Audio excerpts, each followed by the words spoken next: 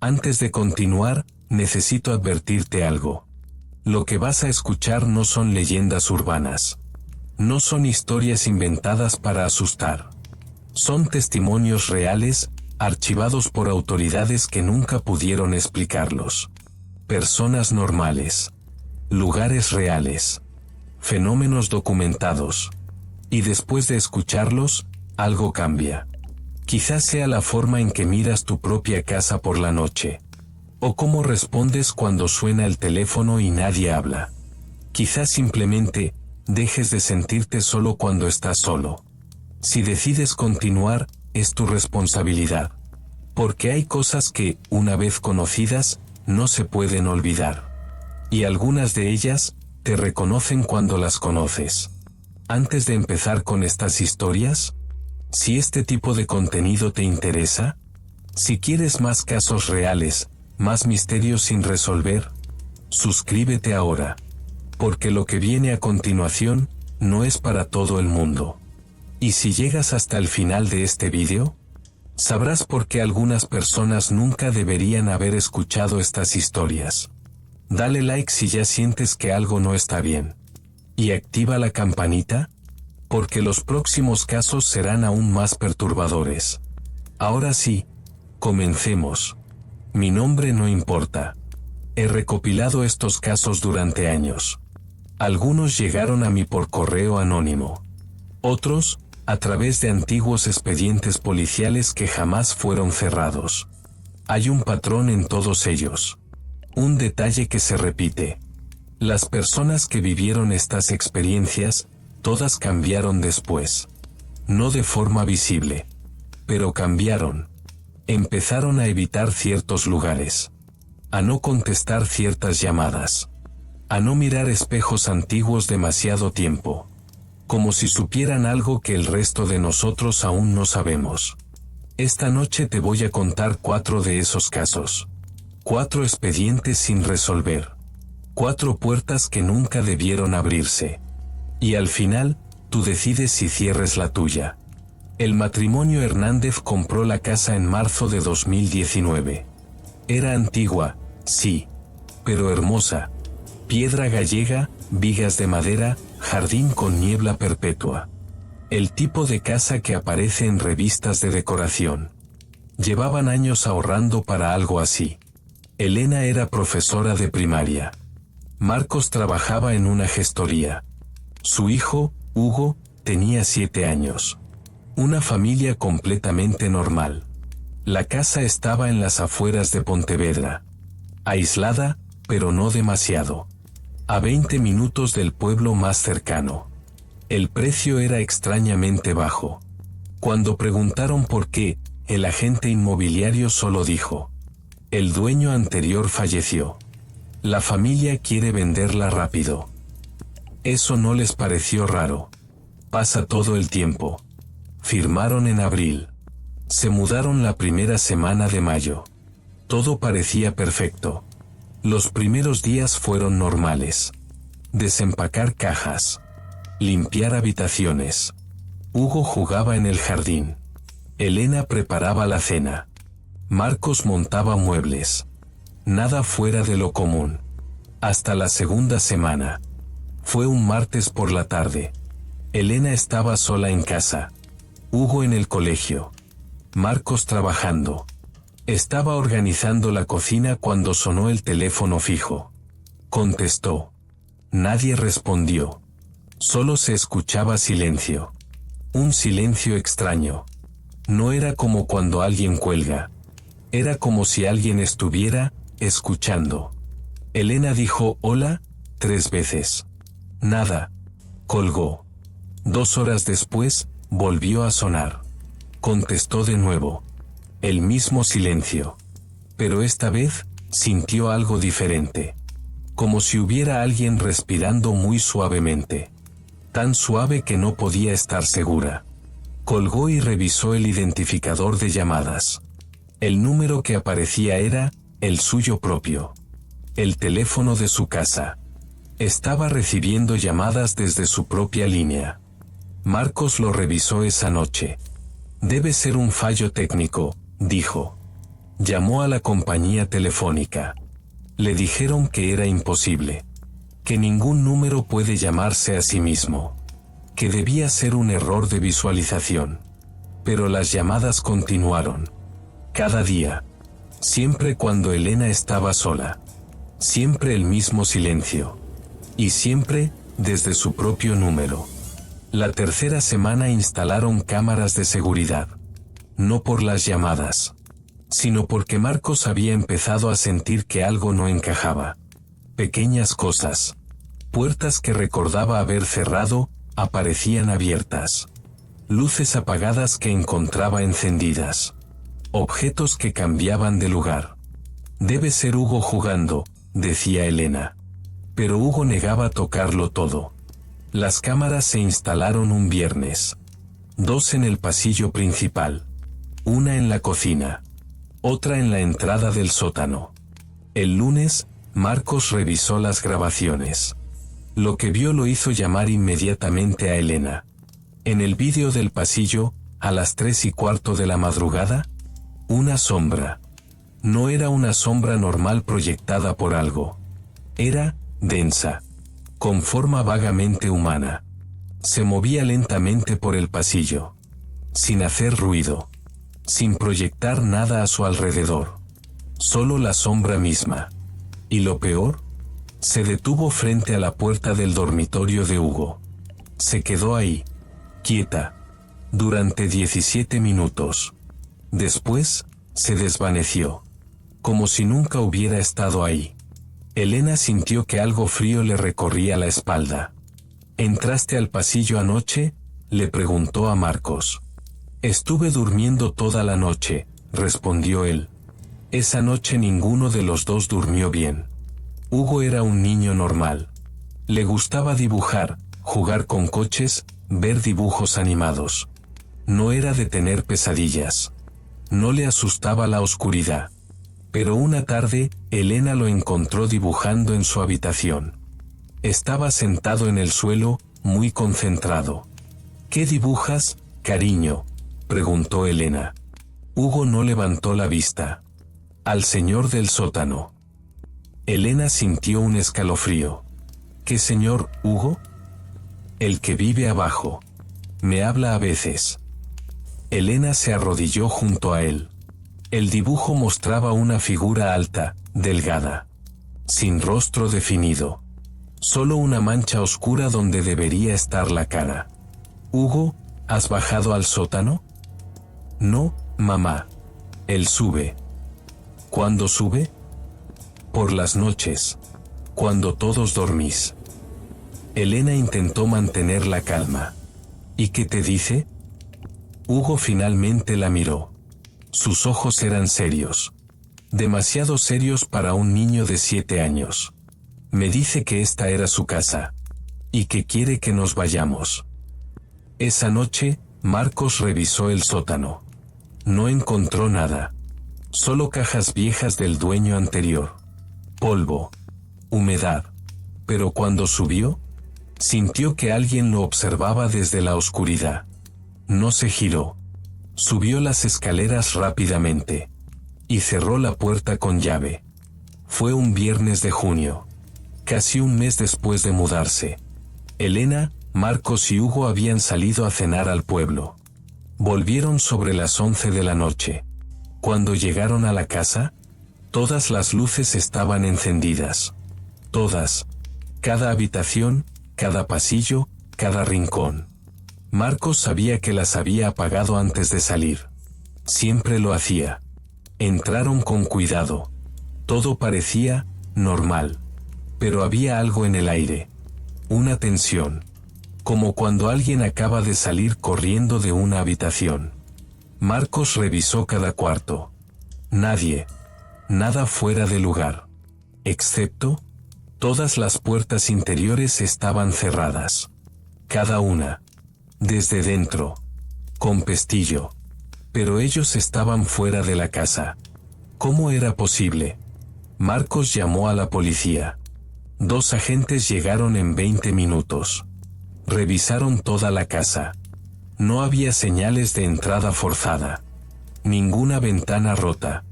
Ninguna puerta exterior dañada. ¿Tienen llave otras personas?, preguntó uno de los agentes. Nadie, respondió Elena. Los agentes se miraron entre sí. Uno de ellos escribió algo en su libreta. Número de expediente, GC20194447. ¿Han notado algo más extraño?, preguntó el otro agente. Marcos dudó. Pero finalmente les contó todo. Las llamadas. Las sombras en las cámaras. Lo que Hugo decía. Los agentes escucharon en silencio. Cuando Marcos terminó, uno de ellos cerró su libreta. Miren, oficialmente no podemos hacer nada. No hay delito. Pero extraoficialmente, añadió el otro. Investiguen quién vivía aquí antes. A veces las casas tienen historia. Esa fue toda la ayuda que recibieron. Al día siguiente, Marcos investigó. Llamó al registro de la propiedad. Buscó en archivos municipales. Habló con vecinos del pueblo. Lo que descubrió fue perturbador. El dueño anterior se llamaba Alfonso Rivera. Vivió solo en esa casa durante 30 años. No tenía familia cercana. Pocos amigos. Los vecinos lo describían como reservado. Nunca causó problemas. Pero tampoco hablaba con nadie. Vivía aislado. Alfonso murió en febrero de 2019. En esa misma casa. De causas naturales, decía el informe médico. Lo encontraron 3 días después. Su cuerpo estaba en el sótano. Sentado en una silla. Mirando hacia la puerta. Como si estuviera esperando algo. La familia lejana puso la casa a la venta inmediatamente. Querían deshacerse de ella rápido. Y aquí viene lo que hizo que Marcos sintiera náuseas. Alfonso murió el 22 de febrero. Los Hernández firmaron la compra el 7 de abril. Pero cuando Marcos revisó las fechas exactas, Alfonso murió 3 días después de que el agente inmobiliario les mostrara la casa por primera vez. 3 días después. No antes. Después. Como si hubiera estado esperándolos. Esa misma tarde, los Hernández empacaron lo esencial. Ropa. Documentos. Juguetes de Hugo. No se llevaron nada más. No querían nada de esa casa. Elena llamó a sus padres. Marcos buscó un apartamento temporal. A las 8 de la tarde, cargaron el coche. Hugo no preguntó nada. Solo dijo, el señor del sótano está triste. Dice que volveremos. Elena lo abrazó con fuerza. Subieron al coche. Marcos arrancó. Pero cuando iba a salir del camino, su teléfono sonó. Era el fijo de la casa. Que estaba dentro. Apagado. Desconectado de la pared. Marcos no contestó. Pisó el acelerador. Y no miraron atrás. La casa sigue ahí. Vacía. En venta de nuevo. El precio ha bajado 3 veces. Y según el último informe municipal, alguien sigue pagando la factura eléctrica. Pero no hay nadie registrado viviendo allí. Las luces se encienden todas las noches. Los vecinos lo han visto. Todas. A la misma hora. 11 de la noche. Como si alguien estuviera esperando. Esperando a que alguien vuelva a casa. Quizá pienses que esta historia es extrema.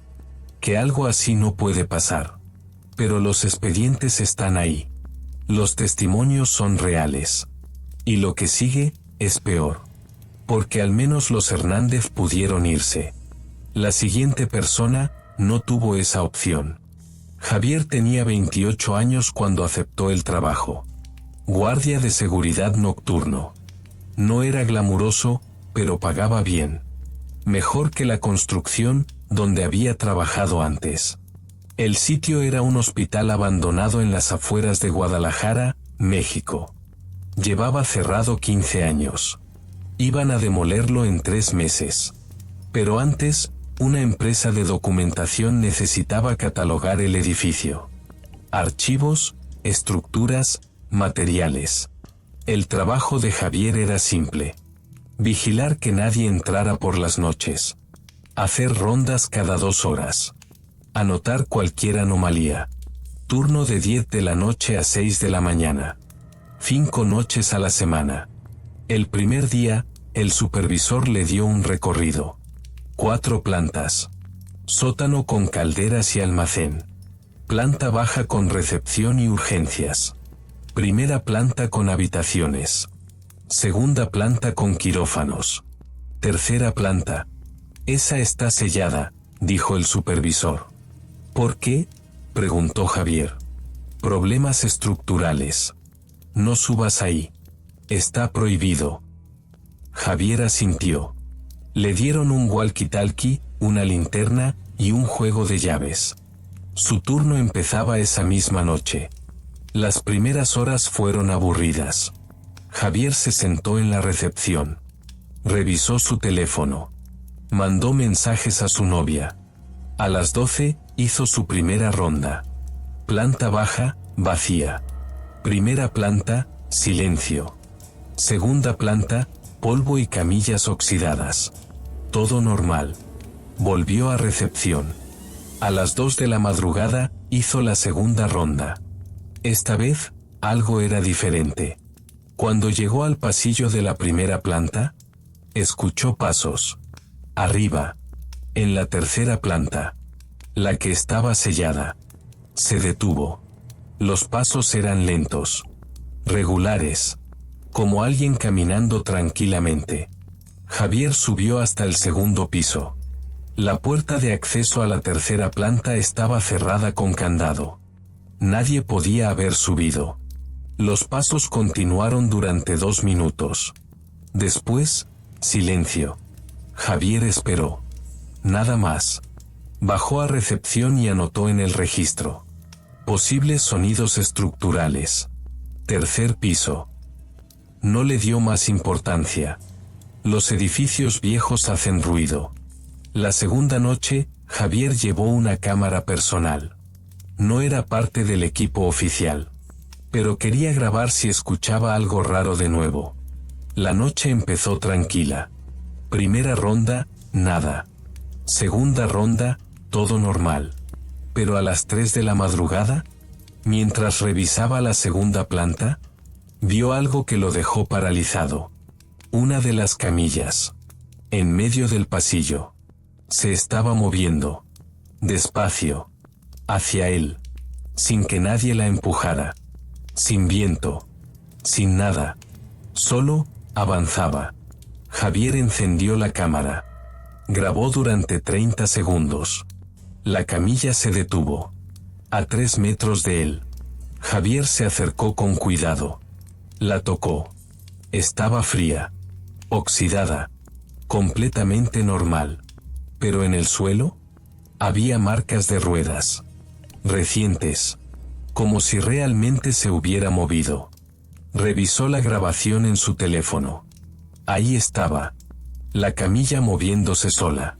Sin explicación. Javier sintió un escalofrío. Terminó su turno sin hacer más rondas. Se quedó en recepción hasta las 6. Cuando llegó el turno de día, no dijo nada. ¿Qué iba a decir? ¿Que vio una camilla moverse sola? Pensarían que estaba loco. Javier casi no fue esa noche. Pero necesitaba el dinero. Y parte de él, quería entender qué estaba pasando. Llegó a las 10. Esta vez llevó 2 cámaras. Una para grabar continuamente en recepción. Otra portátil. La noche comenzó igual. Silencio. Vacío. Pero a la 1:30, algo completamente inesperado. Mientras hacía su ronda en la primera planta, encontró papeles esparcidos en el suelo. Fichas médicas. Viejas, amarillentas. Las recogió. Nombres de pacientes. Fechas de ingreso. Diagnósticos. Todo normal. Excepto las fechas. Las fechas eran futuras. Una decía, ingreso, 15 de julio de 2023. Otra, alta, 2 de agosto de 2023. Javier estaba en junio de 2021. Esas fechas eran dentro de 2 años. ¿Cómo podían existir fichas médicas del futuro? Revisó más papeles. Todos tenían fechas posteriores a 2021. Algunos hasta 2025. Con nombres completos. Diagnósticos detallados. Tratamientos específicos. Javier guardó 3 fichas en su mochila. Quería mostrarlas a alguien.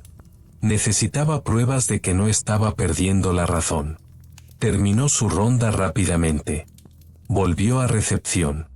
Y no salió de ahí hasta el amanecer. Javier le había mostrado las fichas a su novia. Ella no sabía qué pensar. Quizás son parte de algún ejercicio, dijo. ¿Qué tipo de ejercicio tiene fechas futuras?, preguntó Javier. Ella no tenía respuesta. La 4ª noche, Javier llegó decidido. Iba a grabar todo. Iba a documentar cada cosa extraña. Y después, iba a renunciar. La noche empezó calmada. Demasiado calmada. Ni un sonido. Ni siquiera el viento. A las 2 de la madrugada, hizo su ronda. Primera planta, vacía. Segunda planta, sin cambios. Pero cuando iba a bajar, la vio. Al final del pasillo. Una mujer. De espaldas. Vestida con uniforme de enfermera. Blanco, antiguo. Estaba quieta. Completamente inmóvil. Javier sintió que su corazón se detenía. «Hola», dijo con voz temblorosa. La mujer no respondió. No se movió. Javier dio un paso adelante. «Este edificio está cerrado. No debería estar aquí». «Nada». Dio otro paso. La mujer seguía de espaldas. Javier levantó la cámara. Empezó a grabar. Y entonces, la mujer giró la cabeza. Lentamente. 90 grados. Sin mover el cuerpo. Solo la cabeza. Javier no pudo ver su rostro. Estaba demasiado oscuro. Pero sintió que ella lo estaba mirando. Directamente. A través de la oscuridad. Javier retrocedió. Tropezó. Cayó al suelo. Cuando levantó la vista, la mujer había desaparecido. El pasillo estaba vacío. Javier se levantó. Corrió escaleras abajo. No paró hasta llegar a recepción. Cerró la puerta. Empujó una silla contra ella. Y esperó. Esperó hasta las 6 de la mañana. Sin moverse. Sin hacer ruido. Solo, esperando. Cuando terminó el turno, Javier revisó la grabación. Estaba ahí. La mujer de espaldas. El pasillo. Todo. Pero había algo perturbador. En la grabación, mientras él hablaba, se podía ver su sombra en la pared. Y detrás de su sombra, había otra. La sombra de la mujer. Justo detrás de él. Pero en la grabación, ella estaba al final del pasillo. ¿Cómo podía su sombra estar detrás de Javier? A menos que hubiera estado justo a su espalda. Y él nunca la vio. Javier sintió náuseas. Guardó la grabación. Y esa misma mañana renunció. No volvió a ese hospital. Nunca. 3 semanas después, Javier encontró algo. Limpiando su apartamento, movió una caja vieja. Dentro había documentos del hospital. Documentación que el supervisor le había dado el primer día. Historia del edificio, planos, protocolos. Y entre esos papeles, una fotografía. Del personal médico de 1987. 23 personas posando frente a la entrada del hospital. Doctores, enfermeras, personal administrativo. Todos sonriendo. Javier miró la foto con curiosidad. Y entonces, la vio. En la segunda fila, a la izquierda. La mujer del pasillo. Exactamente la misma. Mismo uniforme. Misma postura. Incluso desde atrás, Javier la reconoció. Leyó el nombre en la placa identificativa de la foto. Javier Ruiz, enfermera. Javier. Su mismo nombre.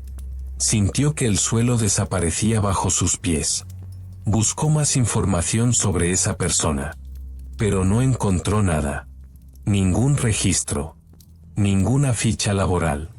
Como si nunca hubiera existido. Excepto en esa foto. Y en ese pasillo. Javier nunca volvió a trabajar de noche. Cambió de ciudad 6 meses después. Pero a veces, cuando está solo, siente que alguien está detrás de él. Justo ahí.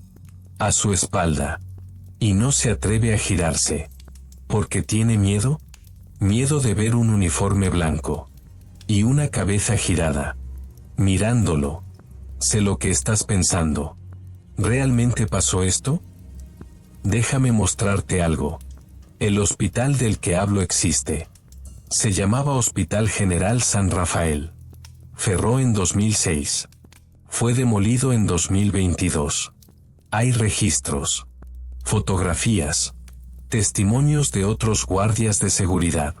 Todos reportaron anomalías. Todos renunciaron antes de cumplir 2 meses. El expediente está clasificado como fenómeno sin explicación razonable.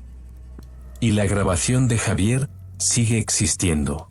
Nunca la subió a internet. Nunca la compartió públicamente. Pero existe. Y lo que muestra, no debería ser posible. Matías trabajaba en una radio nocturna de Córdoba, Argentina. Programa de llamadas en vivo. Gente compartiendo historias, pidiendo canciones, hablando de sus problemas. Nada especial. Solo un trabajo tranquilo de medianoche a 6 de la mañana. Matías llevaba 3 años en esa emisora. Conocía su trabajo. Sabía filtrar llamadas raras.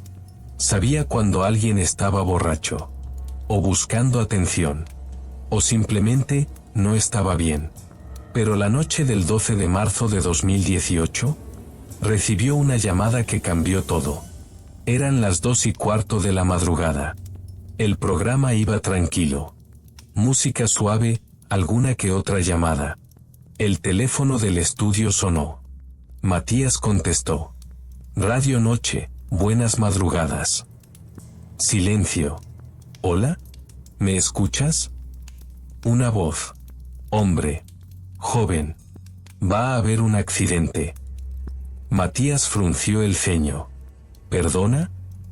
En la ruta 9. Kilómetro 73. Un camión va a perder el control. Oye, no hacemos bromas así en este programa. No es una broma. Son las 2:16. A las 2:38 va a pasar. La voz era calmada. Demasiado calmada. ¿Cómo sabes eso?, preguntó Matías. Porque ya pasó. Y colgó. Matías se quedó mirando el teléfono. 22 minutos. Si lo que el tipo decía era verdad, en 22 minutos habría un accidente en la ruta 9. Matías anotó la hora. 2:16. Esperó. A las 2:39, el teléfono del estudio volvió a sonar. Era su jefe. Matías, corta la música. Tenemos noticia de última hora. ¿Qué pasó? Accidente en la ruta 9. Kilómetro 73. Un camión volcó. Hay heridos. Matías sintió que la sangre se le helaba. ¿A qué hora? Hace 1 minuto. Las 2:38. Exactamente como dijo la voz. Exactamente. Matías pasó el resto del programa en piloto automático. Música, noticias, actualizaciones del accidente. Pero su mente estaba en otro lugar. ¿Cómo podía alguien saber que iba a pasar un accidente? ¿Y por qué llamar a una radio? ¿Por qué no a la policía? A las 6 de la mañana, terminó su turno. Fue directo a casa. No durmió. Solo pensaba en esa llamada. En esa voz. En esas palabras. Porque ya pasó. Matías revisó el registro de llamadas de esa noche. El sistema automático guardaba todos los números. Encontró la llamada de las 2:16. El número era local. Matías lo buscó en internet. Y lo que encontró lo dejó sin palabras. El número pertenecía a uno de los heridos del accidente. Un hombre de 32 años. Conductor de un auto particular. Que chocó contra el camión volcado. Matías sintió un escalofrío. ¿El herido llamó, antes del accidente? ¿Para avisar de su propio accidente? No tenía sentido. Matías llamó al hospital donde llevaron a los heridos. Preguntó por el hombre del número. Está en terapia intensiva, le dijeron. ¿Puedo hablar con él? No está consciente. Y aunque lo estuviera, su teléfono quedó destruido en el accidente. Matías agradeció y colgó. Su teléfono destruido. En el accidente. Entonces, ¿quién llamó? Una semana después, Matías volvió a su turno. Había considerado renunciar. Pero necesitaba el trabajo. Y parte de él, quería saber más. La noche del 19 de marzo, a las 3 de la madrugada, el teléfono sonó. Matías dudó antes de contestar. Pero finalmente lo hizo. Radio Noche. Silencio. Y después, la misma voz. ¿Recuerdas la llamada? Matías sintió que se le erizaba la piel. ¿Quién eres? Alguien que ya no está. ¿Qué quieres? Nada. Solo que sepas que estás escuchando. ¿Escuchando qué? La llamada que hice antes de morir. Matías se quedó paralizado. Eso es imposible. Revisa la grabación. Escucha con atención. Y colgó. Matías corrió al archivo de grabaciones. Buscó la llamada del 12 de marzo. La reprodujo. Escuchó su propia voz. Escuchó la voz del hombre. Pero esta vez, prestó más atención. Y escuchó algo que no había notado antes. En el fondo de la llamada, había otra voz. Muy débil. Casi imperceptible. Una tercera voz. Que susurraba algo. Matías subió el volumen. Aisló el audio. ¿Y lo que escuchó? Lo hizo salir corriendo del estudio. La tercera voz decía coordenadas. Una y otra vez. Coordenadas geográficas. Matías buscó las coordenadas en internet. Correspondían a un lugar en las afueras de Córdoba. Un cementerio rural. Abandonado. Sin uso desde 1952. Al día siguiente, Matías fue hasta allí. No sabía qué esperaba encontrar. Pero tenía que ir. El cementerio estaba en ruinas. Cruces caídas. Tumbas sin nombres. Hierba alta. Matías buscó durante 1 hora. Hasta que encontró una tumba. Sin nombre. Sin fecha. Solo un número. El mismo número que había llamado a la radio. Tallado en la piedra. Matías sintió que las piernas le temblaban. Se arrodilló frente a la tumba. Y entonces, escuchó su teléfono. Sonando. En su bolsillo. Número desconocido. Con manos temblorosas, contestó. ¿Hola? Silencio. Y después, un susurro. Ahora tú también sabes. La llamada se cortó. Matías nunca volvió a ese cementerio. Renunció a la radio 2 días después. Cambió de número. Se mudó de ciudad. Pero a veces, su teléfono suena. Sin número. Sin identificación. Y cuando contesta, solo hay silencio. Y al fondo, muy al fondo, unas coordenadas. Susurradas. Una y otra vez. Como si alguien quisiera que fuera a otro lugar. Pero Matías nunca va. Porque tiene miedo. Miedo de encontrar otra tumba. Con otro número. El suyo. Necesitas un momento. Lo sé. Yo también lo necesité cuando investigué todo esto. Estas historias te cambian. Te hacen ver el mundo diferente. Te hacen preguntarte, ¿cuántas cosas pasan a nuestro alrededor que no podemos explicar?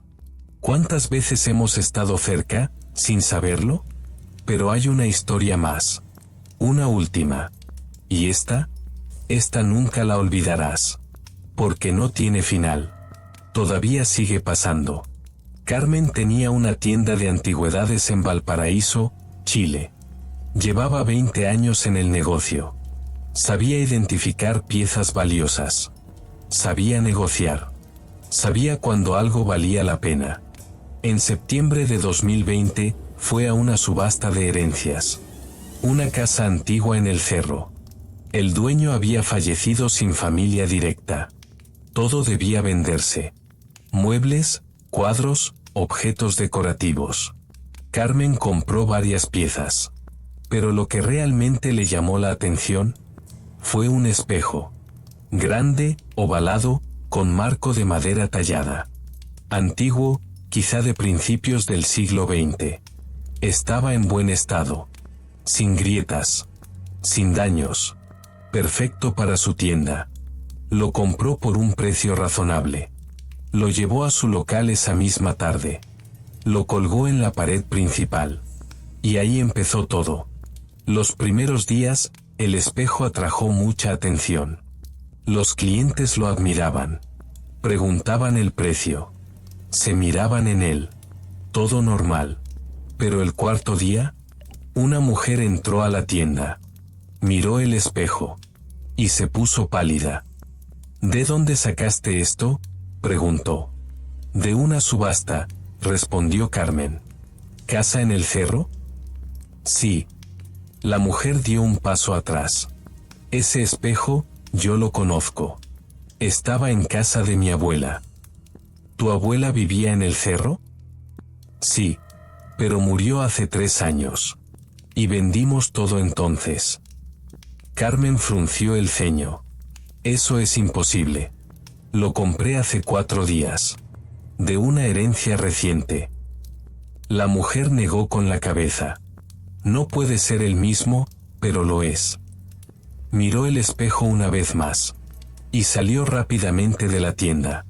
Carmen pensó que era una coincidencia. Los espejos antiguos se parecen. Pero entonces, empezaron las quejas. La primera fue de un hombre mayor. Entró a preguntar por un juego de té. Mientras hablaba con Carmen, se quedó mirando el espejo. Disculpa, dijo. Pero, ¿hay alguien más en la tienda? No, solo nosotros, respondió Carmen. Es que, en el espejo vi a alguien detrás de mí. Carmen se acercó al espejo. Solo se veían sus reflejos. Nada más. Debe ser un truco de la luz, dijo. El hombre no pareció convencido. Compró el juego de té y se fue. 2 días después, una pareja joven. La mujer se probaba un collar frente al espejo. De repente se quitó el collar rápidamente.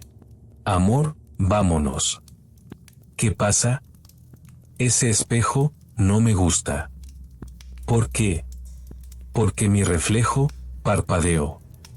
¿Qué? Yo no estaba parpadeando.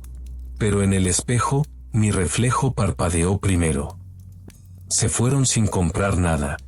Carmen empezó a preocuparse. Revisó el espejo. Completamente normal. Solo cristal y madera. Nada extraño. Pero las quejas continuaron.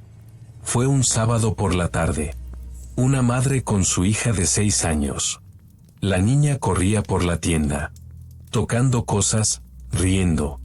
Hasta que vio el espejo. Se quedó quieta. Mirándolo. ¿Mamá? Sí, cariño. ¿Por qué esa señora está llorando? La madre se acercó. ¿Qué señora? La del espejo. La madre miró. Solo veía su reflejo y el de su hija. No hay nadie, amor. La niña señaló el espejo. Está ahí. Detrás de ti. Está llorando. La madre sintió un escalofrío. Tomó a su hija de la mano. Y salieron rápidamente. Carmen se quedó sola en la tienda, mirando el espejo. Y por primera vez, sintió que el espejo la miraba a ella. Esa noche, Carmen investigó la historia del espejo. Llamó a la casa de subastas. Preguntó sobre el dueño original. Le dieron un nombre, Sergio Valenzuela. Vivió solo los últimos 20 años de su vida. Coleccionista de antigüedades. Murió en agosto de 2020. Carmen buscó más información. Encontró un artículo de periódico de 1998 sobre un robo en casa de Valenzuela. Varios objetos fueron sustraídos. Entre ellos, un espejo antiguo. El mismo espejo. Carmen siguió investigando. Rastreó los dueños anteriores. 7 en total. De 7 dueños, 5 habían reportado experiencias extrañas. Todos relacionados con reflejos. Uno incluso había donado el espejo a un museo. Pero el museo lo devolvió 3 días después. Sin explicación. Solo una nota que decía, no es apropiado para exhibición pública. Carmen sintió un nudo en el estómago. Pero era un objeto valioso. Decidió quedárselo un poco más. Solo hasta encontrar un comprador serio. Fue el peor error de su vida. Carmen tenía cámaras de seguridad en la tienda. Revisaba las grabaciones cada semana. La noche del 15 de octubre, revisó el material. Y vio algo imposible. En la grabación de la cámara frontal, el espejo aparecía normal, reflejando la tienda vacía. Pero en la grabación de la cámara lateral, el reflejo en el espejo no coincidía. Mostraba la tienda desde un ángulo diferente. Como si fuera otro lugar. Otro tiempo. Carmen rebobinó. Volvió a ver. Lo mismo.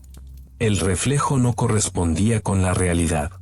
Y entonces, vio movimiento. Dentro del espejo. Una sombra. Cruzando de un lado a otro. Pero en la tienda real, no había nada. Carmen apagó la grabación. Sus manos temblaban. Decidió contactar a un investigador paranormal. Alguien que pudiera explicar qué estaba pasando. Encontró a uno en Santiago. Se llamaba Rodrigo Parra. Especialista en objetos cargados. Rodrigo llegó 3 días después. Rodrigo pasó 2 horas examinando el espejo. Tomó fotografías. Mediciones.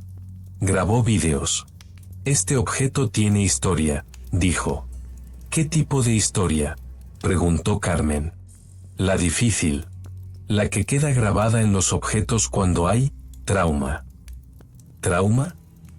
Alguien sufrió mucho cerca de este espejo.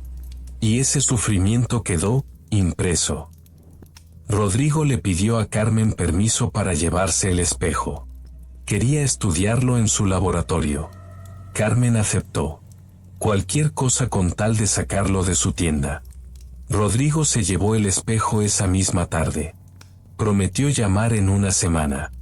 Pero no llamó. Una semana pasó. 2 semanas. Carmen intentó contactarlo. Sin respuesta. Fue a su laboratorio. Cerrado. Preguntó a vecinos. No lo vemos hace días, dijeron. Carmen llamó a la policía. Reportó su desaparición. La policía investigó. Encontraron su laboratorio intacto. Todo en orden. Excepto, el espejo no estaba. Y en el escritorio de Rodrigo, encontraron una foto. Una selfie. Rodrigo frente al espejo. Pero en el reflejo, no era Rodrigo. Era alguien más. Alguien que Carmen no reconocía. Alguien que no debería estar ahí. Rodrigo nunca fue encontrado. El caso sigue abierto. ¿Y el espejo? Nadie sabe dónde está ahora. 2 meses después, Carmen cerró su tienda. No podía seguir. Los recuerdos la perseguían. Pero antes de cerrar definitivamente, encontró algo. En el marco del espejo, antes de que Rodrigo se lo llevara, Carmen había notado unas marcas. Pensó que eran decorativas. Pero cuando las fotografió y amplió la imagen, vio que eran palabras, nombres, grabados con algo afilado. 7 nombres, con fechas junto a cada uno. Los 7 dueños anteriores. Y al final, un espacio en blanco. Como esperando, el próximo nombre. Carmen nunca supo quién grabó esos nombres. Ni cuándo. Ni por qué. Pero la fecha junto al último nombre era 2020. El año en que ella compró el espejo. Como si alguien supiera. Como si el espejo estuviera esperándola. 4 casos. 4 archivos reales. 4 misterios sin respuesta. La casa que llama. El hospital que no olvida. La llamada del futuro. El espejo que recuerda. Todos siguen ahí. Esperando. La casa en Galicia aún está en venta. Las luces se encienden cada noche. El hospital fue demolido, pero los trabajadores reportaron ver sombras hasta el último día. Las coordenadas del cementerio siguen apareciendo en llamadas anónimas. ¿Y el espejo? Nadie sabe dónde está. Pero cada cierto tiempo, alguien reporta haber comprado un espejo antiguo. Hermoso. Perfecto. Y después de unos días, los reflejos empiezan a cambiar. Estos casos no tienen cierre. No hay explicación final. No hay consuelo. Solo quedan preguntas. ¿Y la certeza de que hay cosas? Cosas que no deberíamos tocar. Lugares a los que no deberíamos ir. Llamadas que no deberíamos contestar. ¿Y espejos? Espejos en los que no deberíamos mirarnos demasiado tiempo. Si has llegado hasta aquí, si has escuchado todo esto, quizá no sea casualidad. Quizá algo en ti necesitaba saber. O quizá simplemente te encontró. Como encontró a los Hernández. A Javier. A Matías. A Carmen. A Rodrigo. Estas historias buscan a quien pueda escucharlas. Y ahora, tú eres uno de ellos. Si este vídeo te ha inquietado, si sientes que algo no está bien, compártelo. Porque alguien más necesita saberlo. Alguien que quizá ya está viviendo algo similar. Y no sabe que no está solo. Deja un comentario si conoces algún caso parecido. Si has vivido algo que no puedes explicar. Hay otros. Muchos otros. Todos tratando de entender. Todos buscando respuestas que quizá nunca lleguen. Suscríbete si quieres más casos como estos. Más testimonios. Más archivos sin resolver. Porque esto no termina aquí. Hay más historias esperando. Más puertas cerradas. Más secretos en la oscuridad. Y recuerda, la oscuridad siempre está escuchando. Siempre. Nos vemos en el próximo susurro. O quizá, ya nos hemos visto. Y simplemente, aún no lo sabes.